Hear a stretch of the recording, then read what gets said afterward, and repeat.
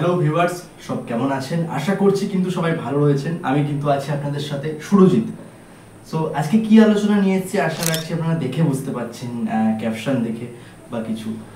তো একটি স্যাড বিষয়, একটি স্যাড কথাবার্তা বলবো, কিছু আলোচনা করব সেসব নিয়ে। তিলোত্তমা, যেটা এখন সোশ্যাল মিডিয়াতে প্রচুর ভাইরাল এবং চলছে, যেটা হয়েছে আপনারাও খবরটা শুনতে পেরেছেন হয়তো।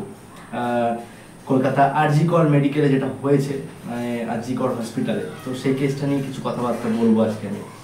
তো বিষয়টা যেটা হয়েছে খুব খারাপ হয়েছে, প্রথমত বলবো, ঠিক আছে, খুব খারাপ হয়েছে বিষয়টা। আমি শুনে ভিডিও বানাতে বাধ্য হলাম। আমি সচরাচর ভিডিও বানাই না, আপনারা জানেন। এখন আমার অল টোটালি পুরো ভিডিওগ্রাফি সব কিছু কিন্তু এই সময় বন্ধ রয়েছে, তাও কিন্তু আমি এটাকে ভিডিও বানানোর জন্য বাধ্য হলাম। বন্ধুরা, তোমরা যারা দেখছো বা দেখছেন, ভিডিওটা বানাতে প্রচন্ড বাধ্য হলাম আমি, কারণ কিছু কথা বলি, খুব খারাপ লাগছে। খবরটা আমি কিন্তু জানতাম না। আজকে হয়তো কেসটা হয়েছে বিগত 3 থেকে 4 দিন হলো, যে আরজি কর মেডিকেলে যে কেসটা হয়েছে তিলোত্তমা বলে মেয়েটির সাথে যে ঘটনাটি ঘটেছে। তো আমি শুনি কাল, কারণ আমি কাল একজনের সাথে কথা বলছিলাম, ট্রেনে ছিলাম। তো পুরো ঘটনাটা বলি, ট্রেনে ছিলাম, তো ট্রেনে তার মুখে শুনলাম, তো ঘটনাটা তার মুখ থেকে পুরো যাচাই করলাম। এবং না ভালো করে জানতে পেরে আমি ইউটিউব সার্চ করি, তো ইউটিউব সার্চ করে নিউজ চ্যানেলে যাই, নিউজ চ্যানেলে গিয়ে পুরোটা দেখি। দেখার পরে কিন্তু আমি পুরোটা জানতে পারি যে ঘটনাটা কি হয়েছে। তারপরে কিন্তু বন্ধুরা প্রচন্ড খারাপ লাগলো বিষয়টা আমার জেনে বা দেখে, যে একটি মেয়ে কোনোভাবেই সেফটি নয় এখনকার দিনে। হ্যাঁ, সে ডাক্তার ছিল, সে তার বয়সও কম ছিল, মেয়েটার মেবি 31 ছিল হয়তো। সে একটা ডাক্তার ছিল আরজি কর মেডিকেলের, কলকাতা আরজি কর। তো তাকে অ্যাকচুয়ালি ধর্ষণই বলা যেতে পারে, তো সেইভাবে মেরে ফেলা হয়েছে তাকে। একটি আজকে নিউজটা দেখলাম আমি, যে আজকে নিউজ হয়তো একজন ধরা পড়েছে, কি সঞ্জয় বলে নাম ছেলেটার, এরকম কিছু হবে সামথিং। সে নাকি ধরা পড়েছে, সে নাকি সিভিক পুলিশ ছিল, সিভিক ভলেন্টিয়ার, সিভিক পুলিশ বলাটা ভুল। সো সে নাকি সিভিক ভলেন্টিয়ার ছিল, তার নাকি হাতে পাওয়ার ছিল, এবং সে নাকি 5টা বিয়ে করেছে।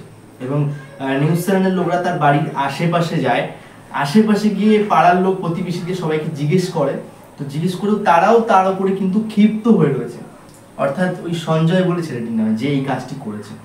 তো বন্ধুরা, জানা যায়নি এখনো কি সঠিকভাবে কি, তবে মেয়েটিকে একদম ধর্ষণ করে মেরে ফেলা হয়েছে আগামী 3-4 দিন হলো। খুবই খারাপ একটা বিষয় কিন্তু। তবে আমাদের দেশের যে অবস্থা, কোনো রকম আমাদের দেশে আইন নেই ঠিকঠাক।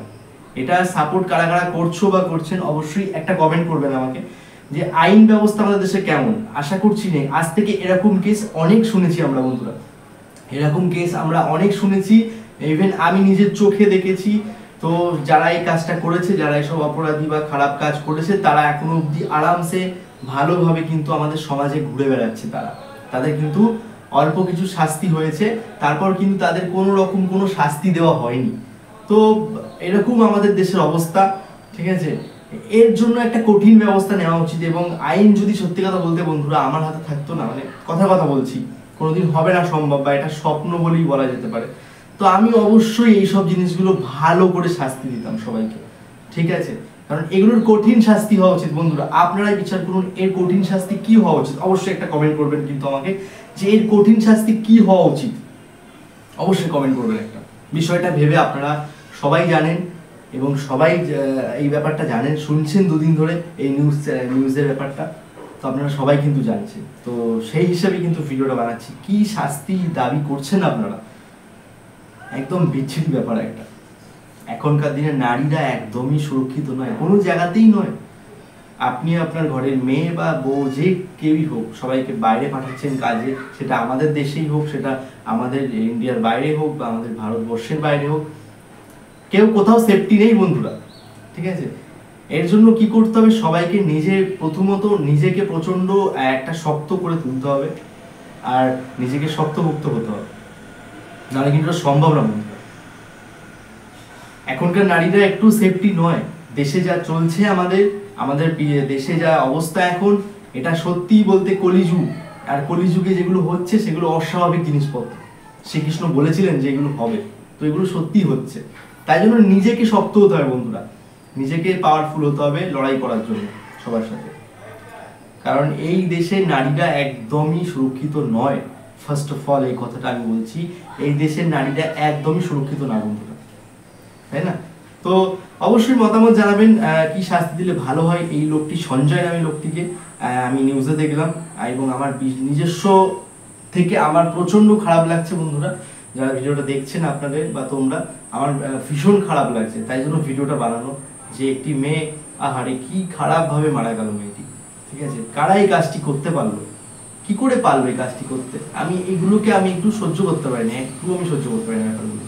তো বন্ধুরা মতামত জানাবেন, এবং ভিডিওটা কেমন লাগলো, ভালো লাগলে লাইক কমেন্ট শেয়ার করে দেবেন একটু, আর আপনাদের মতামত জানাবেন কেমন হয়েছে, হ্যাঁ, আর কি শাস্তি দাবি করছেন ছেলেটির জন্য আপনারা অবশ্যই কিন্তু জানাবেন। আমি আছি সুরজিৎ আপনাদের সাথে, আর আর কিন্তু ভিডিও আমি দিই না, অনেক কারণ আছে, সব নিয়ে একদিন হয়তো লাইভে আসবো বা কিছু, কারণ সবারই কিন্তু অবস্থা খারাপ ফেসবুকে বলতে গেলে। আমার যত ফ্যান ফলোয়ার্স রয়েছে সবাই আমাকে অলরেডি মেসেজ কল করে অনেক কিছু করেছে, যে এই সময় কারোর রিচ ডাউন, কারোর ফেসবুক 6 দিনে 7 দিনের জন্য বন্ধ করে দেওয়া হয়েছে, কারোর রিস্ট্রাইক পড়ে গেছে পেজে, কারোর পেজ ডিলিট হয়ে গেছে, মানে ইচ অ্যান্ড এভরিথিং প্রবলেম ফেসবুকে। এই ফেসবুকের প্রবলেমগুলো সবাইকে ফেস করতে হবে। যারা ভাবছেন এখনো অবধি যে আমি অনেক বড় রাজা, অনেক কিছু ফেসবুকে করে ফেলেছি, অবশ্যই না, এই ভুলগুলো আপনাদের সাথে হবে একদিন। যাই হোক, আর কথা বলার না বন্ধুরা, অবশ্যই কিন্তু কমেন্ট করবেন, এবং ভালো লাগলে লাইক কমেন্ট শেয়ার করবেন। বাই, আমি আছি সুজিত আপনাদের সাথে, আবার কোনো নেক্সট ভিডিওয়ে দেখা করছি। ততক্ষণ ভালো থাকবেন এবং সুস্থ থাকবেন, এবং সবাইকে দেখে রাখবেন, সাবধানে থাকবেন।